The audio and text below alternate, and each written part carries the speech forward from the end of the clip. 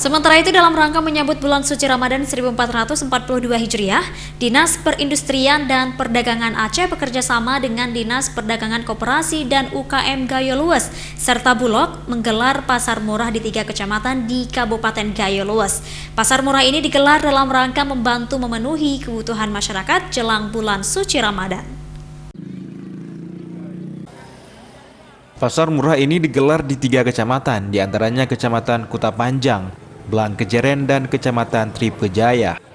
Kegiatan ini akan dilaksanakan selama 4 hari, yakni sejak Senin 5 April hingga 8 April 2021.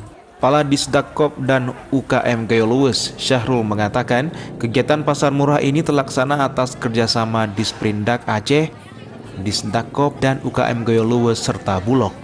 Program ini terus dilaksanakan setiap tahunnya dengan target memenuhi kebutuhan hidup sehari-hari masyarakat, terutama di saat pandemi COVID-19 saat ini. Adapun target kita adalah untuk memenuhi kebutuhan hidup sehari-hari masyarakat. Kita membantu untuk masa COVID ini untuk meringankan beban dari masyarakat kita agar mereka terbantu dengan pasar murah ini. Di tempat yang sama, salah satu warga, Mak Nuglah, mengatakan pasar murah ini sangat bermanfaat karena mampu mengurangi pengeluaran menjelang bulan suci Ramadan.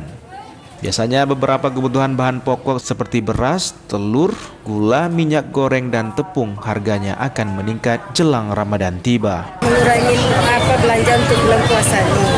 Seperti beras dapat 90.000. Gula bisa dapat 10. Minyak pun biasa 28. Minyak bimoli ini udah dapat 25, kan agak mengurangi biaya untuk bulan puasa ini. Pasar murah yang berlangsung di Los Kurukunan, Kota Kuta Panjang itu dimulai sekira pukul 9 waktu Indonesia Barat dan selesai sekira pukul 15.00 waktu Indonesia Barat. Dari Kabupaten Gayo Lues, Dosaino Ainus melaporkan.